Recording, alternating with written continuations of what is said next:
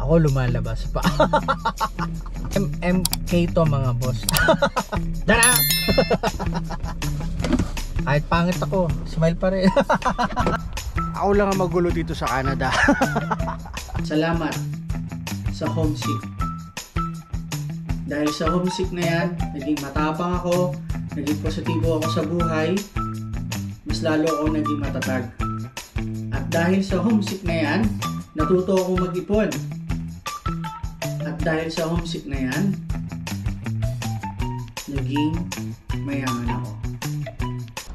What's up mga boss? What's up mga boss? Check it. What's up mga boss? What's up mga boss?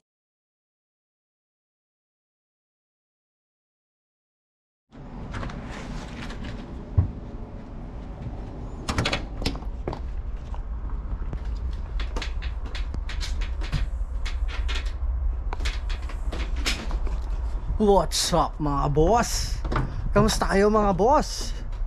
Nawa po kayo ay safe ngayong oras na to mga boss. Kung nasan man po kayo nandun ngayon. Ngayon po ay araw na ng Webes dito sa amin sa Canada. At mag-aalas 10 ng umaga. Pasok na naman ako sa aking trabaho. Panibagong araw, panibagong pag-asa mga boss. At naglabas ako ng basura dahil ngayon yung araw ng tapunan ng basura. Pinastart ko na rin yung sasakyan ko mga boss. Malamig yung hangin pero wala nang snow kasi spring na mga boss. Ito nyo?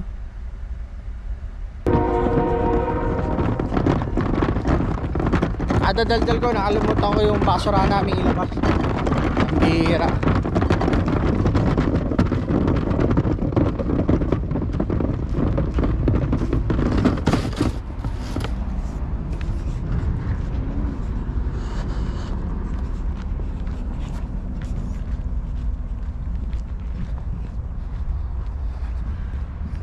Nabot pa yata ako ng train Pambira na ka ng toko eh.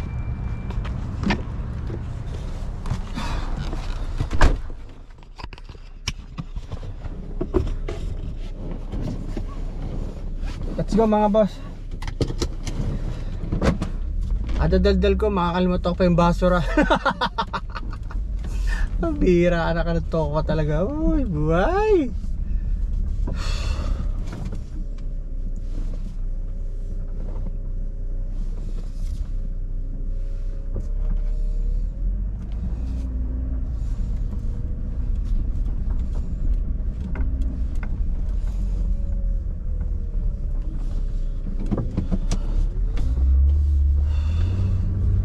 Let's go mga boss. Pasok na tayo ulit.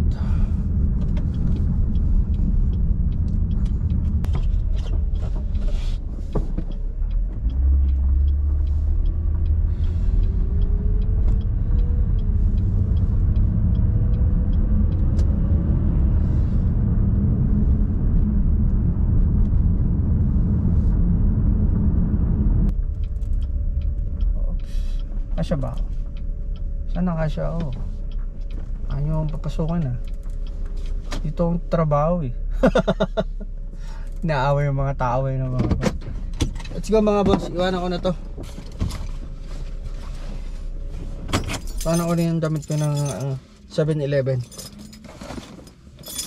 Siyempre, ang mahiwagang baunan.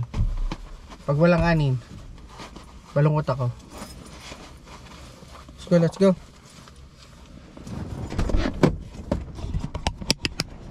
Hindi naman tatama Tama ba?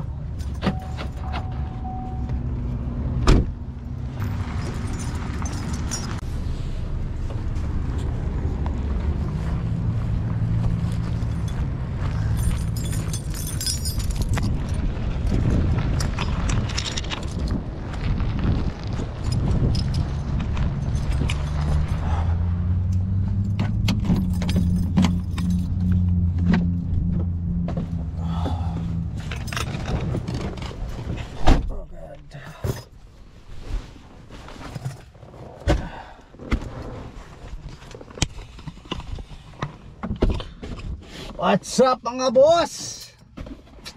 Mga boss, diretso na tayong 7-Eleven. Ay, buhay. Buhay abroad mga boss.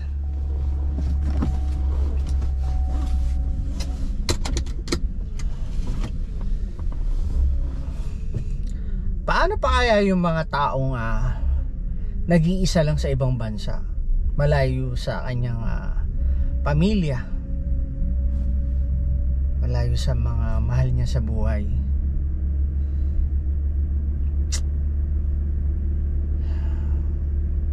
Naalala ko tuloy na ako first time ko mag-abroad sa bansang Dubai. Una akong pumunta.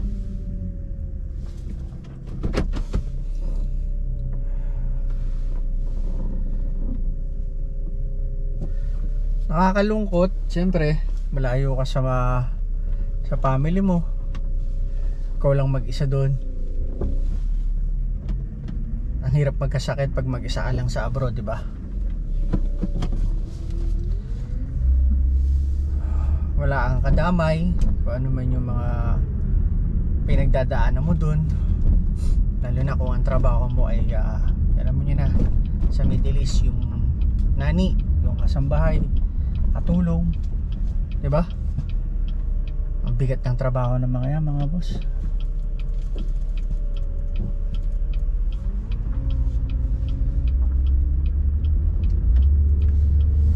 Nahirap ang trabaho nila doon, lalo na yung trabaho ng nani.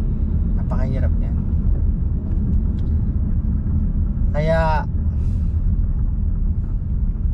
tuwing ikaw ay nalulungkot sa ibang bansa, at alam ko bago ka pumunta ng ibang bansa, ang dami mong pinagdaanan sa Pilipinas, kaya ka nagdesisyon na mag-abroad. Una-una sa lahat, yung hirap ng pamumuhay sa Pilipinas, yun ang nagtulak sa'yo kaya ka nag-abroad. Mga boss, nandito na ako sa 7-Eleven. Mamaya natin ituloy ang ating kwentuhan. Pang MMK to mga boss. Tara! At ka mga boss, ang kulit ko no? Pero pagod na ako mga boss. Tatawa-tawa lang ako pero pagod na ako.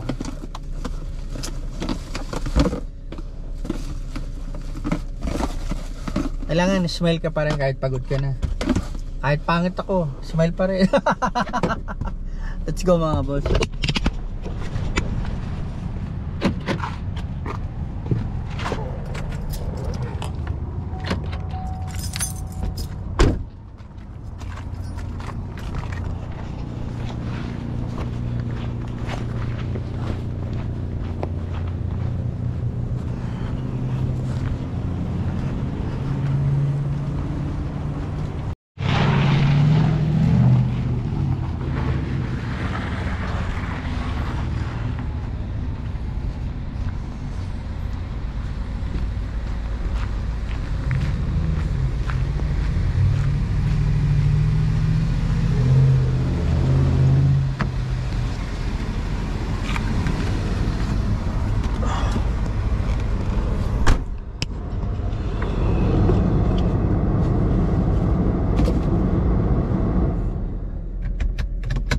What's up mga boss?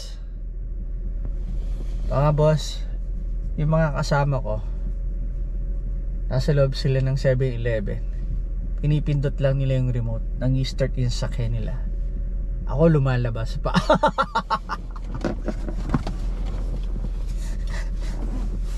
minutes mga boss, bago sumapit yung alas 11 ng aking uwian, mga 10:55, lumalabas na ako. Ini-start ko na to. Sila nakatayo lang doon. Isang pindot lang, start agad sa sakyan nila.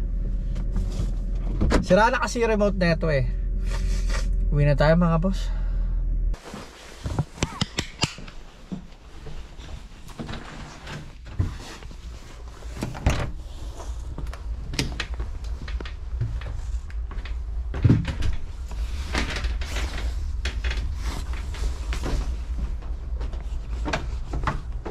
What's up mga boss?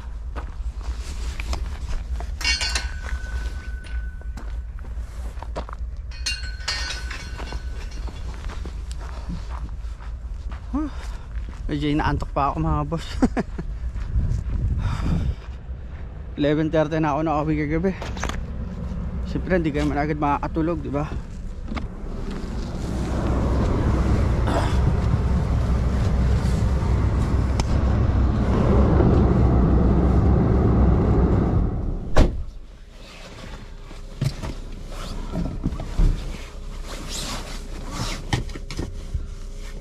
Kamustahin ko muna kayo mga boss.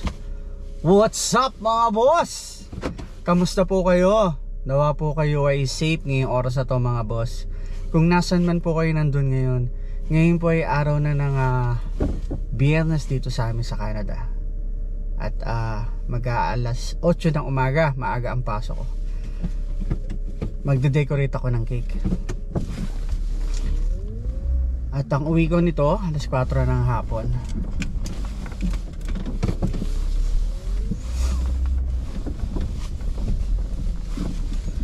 Samahan nyo na naman ako sa isang araw ko dito sa Canada.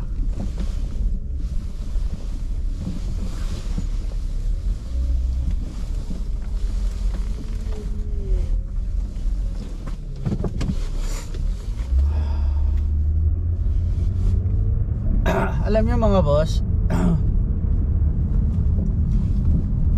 kahit kasama ko na yung family ko dito, at kahit kompleto na kami, ito yung anak ko,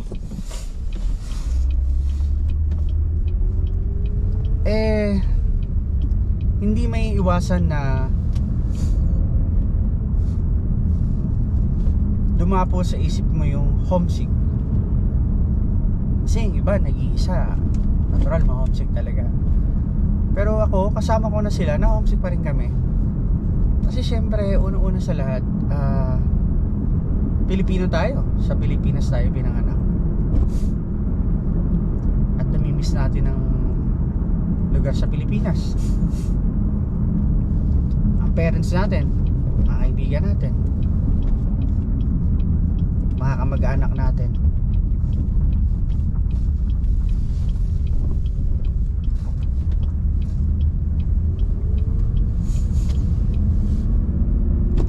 Kung ako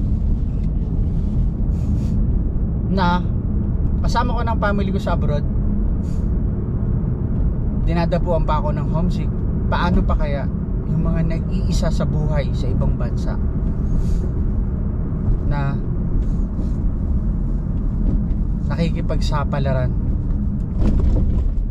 na walang karami sa buhay,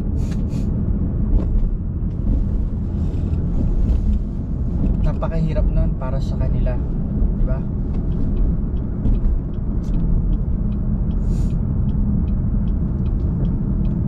Napakahirap sa abroad mag-isa.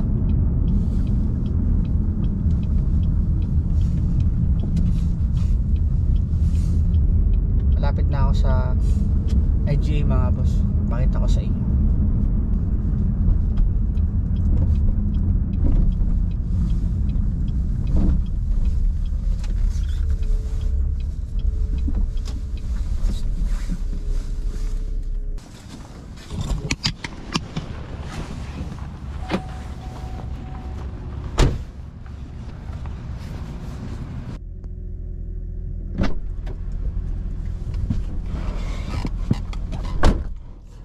What's up mga boss? Mga boss, tapos na duty ko. 8 to 4 ako mga boss. Uwi na tayo mga boss. Ramdam ko yung init dito sa labas oh. Pero yung hangin niya medyo malamig.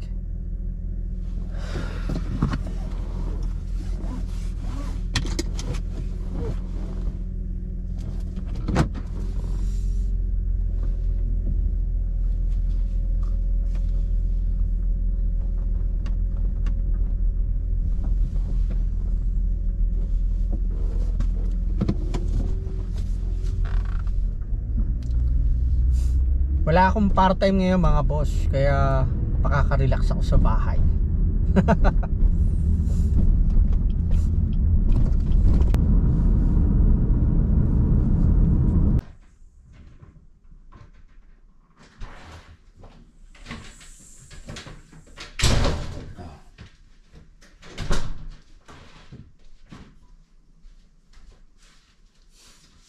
What's up mga boss? Mga boss, nagtapon ako ng basura. Dali-dali akong bumaba sa sakyan mga boss eh. Kuha nang medyo sinamar yung tiyan ko. Or pasensya na po sa kumakain. Kaya dali-dali ako umakyat dito sa bahay. Nag-washroom ako.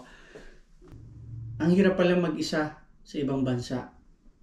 Talagang darating pala talaga sa yung malulungkot ka palagi. Yung bang homesick na tinatawag. Kasi kami dito sa Canada, kami ng pamilya ko. Kahit na kompleto na kami, sama na namin yung anak namin. Minsan sumasagi pa rin sa amin yung homesick. Kasi syempre, namimiss namin yung family namin. At nahirap ng malayo sa mga mahal natin sa buhay. Kaya nag-iipon kami ng pera para makapagbakasyon. Naisip ko tuloy, paano pa kaya yung iba na nagsosolo sa ibang bansa? Mas napakahirap nun para sa kanila. Naalala ko tuloy nung ako first time ko mag-abroad, papuntang Dubai. Yung nag-aayos ka pa lang ng papel, papuntang abroad, kukuha ka ng passport, ang daming gastos, tapos ay syempre wala rin naman kaming pera. Yung manghihiram ka ng pera, ano yung mga ganong sitwasyon. Siguro yung iba pinagdaanan niya mga boss. Tapos ay, saan ayaw ka pang pahiramin. Talagang ganon eh. At syempre yung placement fee mahirap, di ba? So, kailangan mong mangutang, kailangan mong magtipid hanggat hindi ka pa nakakaalis. Dahil, syempre, kaya ka naman naalis dahil hindi sapat yung kinikita mo sa Pilipinas. Kaya, kung ikaw ay isang OFW at nag-iisa ka sa ibang bansa,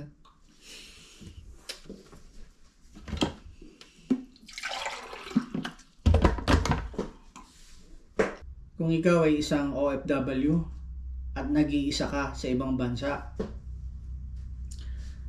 at dumating sa iyo yung puntong ikaw ay na homesick dahil sa dala na rin ng hirap ng trabaho mo sa ibang bansa, hindi ka sanay ng ganon.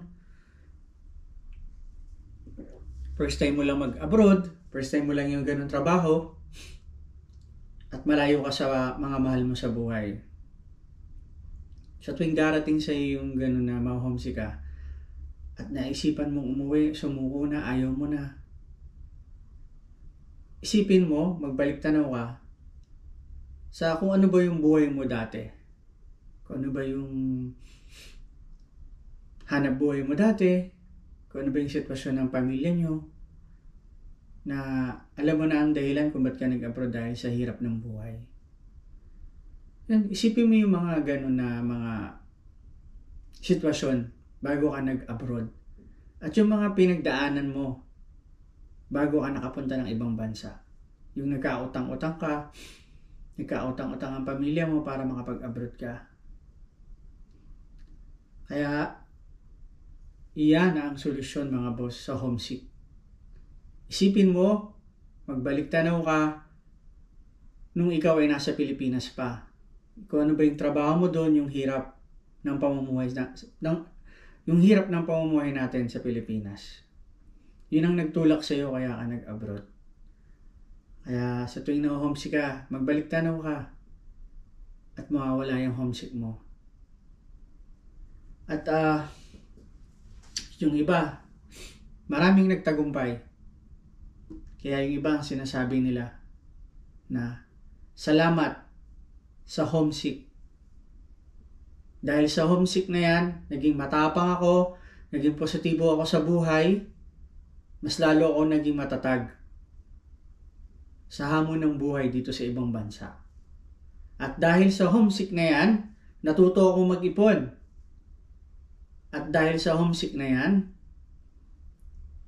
naging mayaman ako. Dahil pinaglabanan ko lahat ng lungkot sa ibang bansa. Nag-ipon ako dahil iniisip ko, pag-uwi ko ng Pilipinas, ano ba ang madadatnan ko? Ano ba ang madadatnan ko trabaho para sa akin? Siyempre wala, di ba?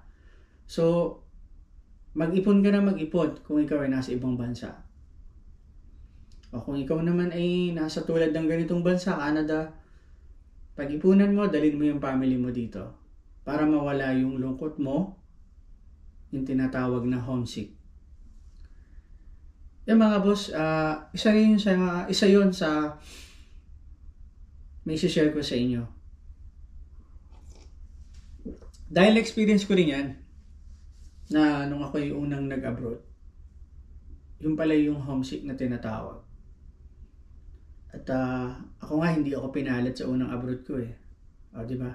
Kung nakasubaybay kayo sa vlog ko, siguro napanood yun na yung isang content ko doon na nakulong ako sa ibang bansa.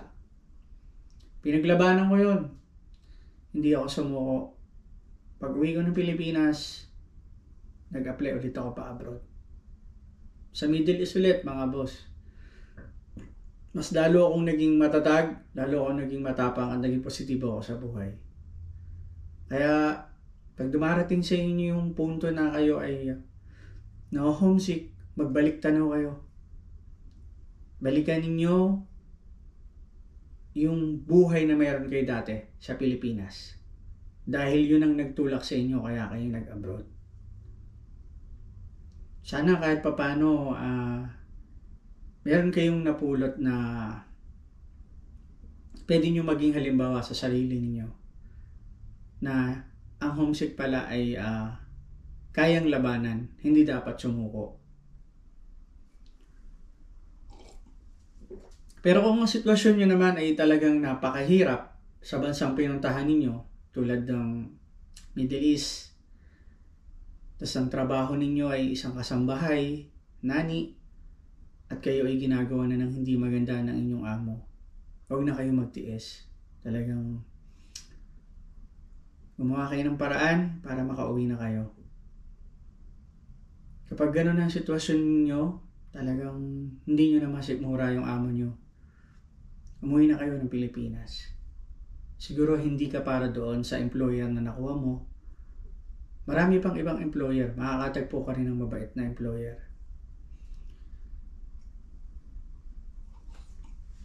Kaya lagi ko sa inyo nababanggit sa Middle East kasi dyan ako nanggaling. Dyan ko na-experience na makakakita ng kababayan natin na nani. Yun nga yung kumakain sa restaurant na isang pamilya na lokal. At nandun lang siya sa tabi. Inaantay niyang matapos kumain yung kanyang mga amo. Hawak-hawak niya lang yung stroller, kumakain yung pamilya ng amo niya, tapos siya nandun lang sa gilid. Inaantay niyang matapos. At malapit siya doon sa aming table. Kaya napalingon ako sa kanya, yung mga kasama ko napalingon din. Yun, naisip ko paano kung nanay ko kaya yung nakita ko. Diba, alam nyo, medyo masakit yun talaga para sa'yo. Makita mo yung nanay mo na ganung sitwasyon. Kaya, pag nalulungkot ka, na-homesick ka, pagbalik tanaw ka lang kung anong buhay ang pinagdaan mo sa Pilipinas, kung gaano kahirap. Dahil yun ang nagtulak sa'yo, kaya ka nag-abroad. Yun lang mga boss, at maraming salamat sa inyo sa lagi niyong panonood sa J Pinoy TV. At sana, huwag kayong magsawang manood. At nawa po ay dumami pa po ang aking mga subscribers. Kung hindi pa po kayo nakakapag-subscribe, subscribe na po kayo sa J Pinoy TV para makasama ko rin po kayo dito sa Canada at makita ninyo kung paano kami mamuhay ng aming pamilya, hindi ng mga ibang tao na kasama ko sa aking vlog. Dahil baka isang araw, ikaw naman ang kasama ko dito sa Canada. Hindi malayong mangyari yun mga boss. Marami akong mga subscribers na pinanood nila ako sa YouTube. Nag-subscribe sila sa akin at yun din pala yung bansa na pupuntahan nila.